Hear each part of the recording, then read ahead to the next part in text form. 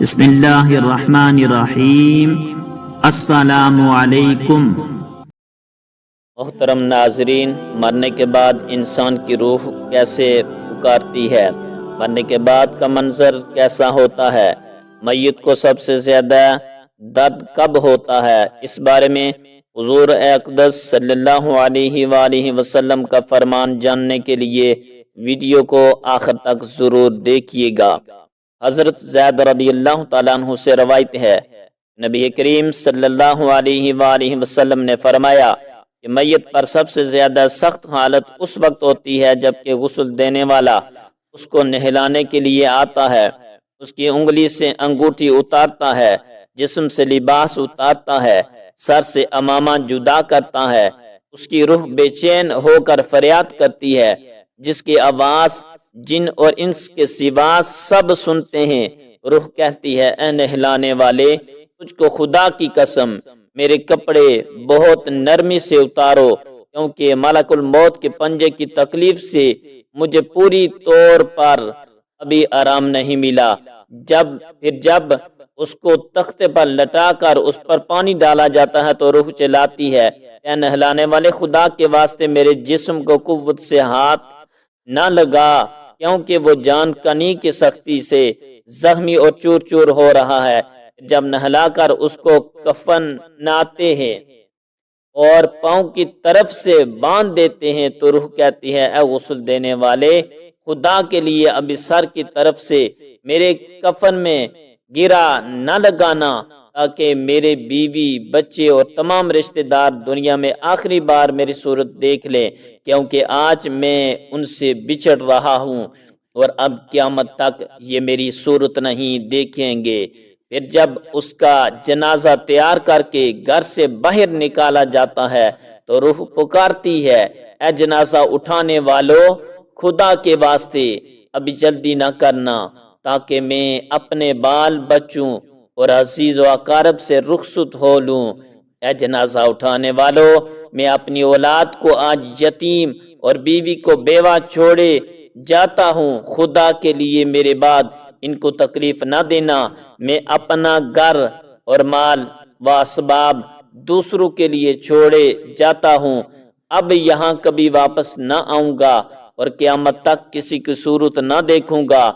پھر جب جنازہ اٹھا کر لے چلتے ہیں تو میت کہتی ہے، اے میرے بھائیو، میں نے آج تک جو کچھ مال و اسباب جمع کیا تھا وہ صرف وارثوں کے لیے تھا، آج ان میں سے کوئی میرے گناہوں کا ذرا سا بوجھ بھی نہیں اٹھا سکتا، ہر چیز کا حساب مجھ سے لیا جائے گا۔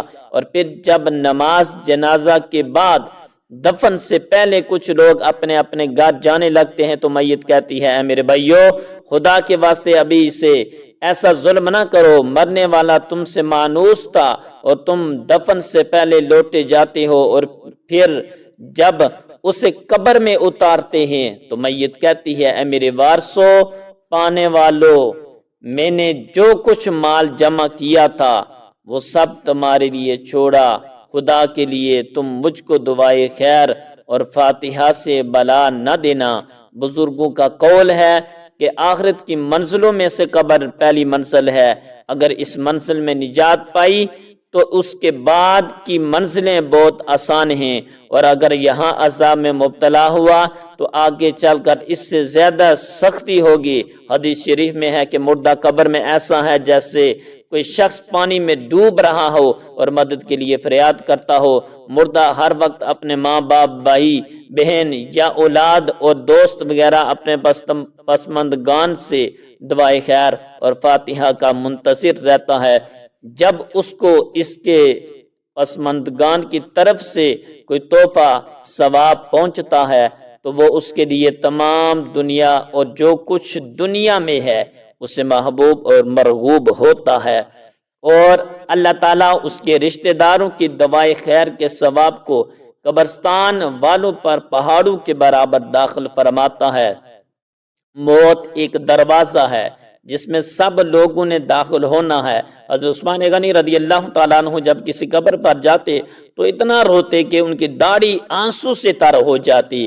آپ رضی اللہ تعالیٰ عنہ سے پوچھا گیا آپ جنت جہنم کا تذکرہ کرتے ہیں تو نہیں روتے مگر قبر دے کر روتے ہیں؟ کہنے لگے رسول اللہ صلی اللہ علیہ وسلم نے فرمایا کہ قبر آخرت کی پہلی منزل ہے، لہذا اگر مرنے والا اس سے نجات پائے تو بعد کے مناظر اس سے کہیں زیادہ آسان ہیں، اور اگر اس کی تکلیف سے نجات نہ پائے تو بعد کے مراحل اس سے بہت زیادہ سخت ہیں۔ اور پھر آپ رضی اللہ تعالیٰ عنہ نے فرمایا کہ رسول صلی اللہ علیہ وسلم کا ارشاد ہے میں نے کبھی کوئی منظر نہیں دیکھا مگر قبر اس سے زیادہ سخت ہے۔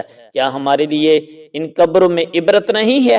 ناظرین، مالدار، فقیر، طاقتور اور کمزور، غرض یہ کہ تمام لوگ جب مر جاتے ہیں تو دنیا میں لوٹنے کی خواہش رکھتے ہیں، مال جمع کرنے اور محل بنانے کے لیے نہیں بلکہ اس لیے کہ کاش ہمیں ایک نماز پڑھنے کی مہلت مل جائے، کاش ہمیں ایک دفعہ سبحان اللہ کہنے کی فرصت دے دی جائے، لیکن اب ناممکن ہے۔ اب اعمال نامے لپیٹ دیے گئے ہیں، روح جسم سے نکال لی گئی ہے، زندگی کی مہلت ختم ہے۔ اب ہر میت اپنے عمل کی محتاج ہو کر قبر میں پڑی ہے۔ ایک حاجت مند حضرت عثمان غنی رضی اللہ تعالیٰ عنہ کے دروازے پر غروب آفتاب کے بعد آیا، ابھی اس نے دستک نہ دی تھی کہ حضرت عثمان غنی رضی اللہ تعالیٰ عنہ کی آواز اس کے کانوں میں پڑی۔ وہ اپنی اہلیہ سے شکایت کر رہے تھے کہ چراغ کی بتی موٹی ہے جو تیل زیادہ استعمال کرنے کا سبب بن رہی ہے۔ حاجت مند نے جو سنا تو وہ سوچتا ہی رہ گیا کہ وہ ایسے شخص سے حاجت پوری کرنے کی کیا توقع کرے جو تیل کے معمول سے زیادہ خرچ پر اپنی بیوی کی سرزنش کر رہا ہے۔ اس نے ارادہ کیا کہ حاجت بیان کر کے دیکھوں تو صحیح، شاید میری کچھ امداد کر ہی دیں۔ اس نے دستک دی، دستک سن کر حضرت عثمان غنی رضی اللہ تعالیٰ عنہ باہر آئے۔ حاجت مند نے اپنی حاجت بیان کی اور لہجے میں زیادہ زور دیتے ہوئے کہا کہ ضرورت کچھ زیادہ ہی ہے۔ حضرت عثمان غنی رضی اللہ تعالیٰ عنہ نے اس شخص کا ہاتھ تھاما، بستی سے باہر لے گئے جہاں آپ کا سامان تجارت بڑی تعداد میں رکھا ہوا تھا۔ فرمایا یہ سب تیری نظر ہے، کیا اس سے تمہاری ضرورت پوری ہو جائے گی؟ وہ شخص حیران حق کا بکا دیکھتا رہ گیا، چنانچہ اس نے عرض کیا حضرت یہ سب کچھ میری ضرورت سے زیادہ ہے۔ امیر المؤمنین نے فرمایا مجھے خوشی ہے کہ یہ تمہاری ضرورت سے کم نہیں۔ اس شخص نے کہا اے حضرت ایک بات بتائیے، چراغ کی بتی قدرے موٹی ہو جانے پر آپ اپنی زوجہ محترمہ کو سرزنش کر رہے تھے، حالانکہ چراغ اس قدر روشن رکھنے میں شاید صرف 1 درہم کا تیل استعمال نہ ہوتا، وہ تو آپ کو گوارا نہ ہوا، اور یہاں ہزاروں کا سامان مجھے بلا تحمل دے رہے ہیں۔ تب آپ رضی اللہ تعالیٰ عنہ نے فرمایا بھائی چراغ میں تیل کا زیادہ اسراف ہے اور زیادہ اسراف اللہ کو پسند نہیں، اور مجھے اللہ کے حضور اپنے اعمال کی فکر رہتی ہے، یہاں مجھے فکر اعمال لاحق ہے، اس لیے میں نے سرزنش کی، سامان تمہیں اللہ کی خوشنودی کے لیے صدقہ دیا ہے، اس پر اجر کی امید ہے اور وہاں پر حساب کا خوف ہے۔ اللہ تعالی ہم سب کو دین کی سمجھ نصیب فرمائے اور ہمارا خاتمہ ایمان پر فرمائے اور ہمیں آخرت کی بھرپور تیاری کی توفیق عطا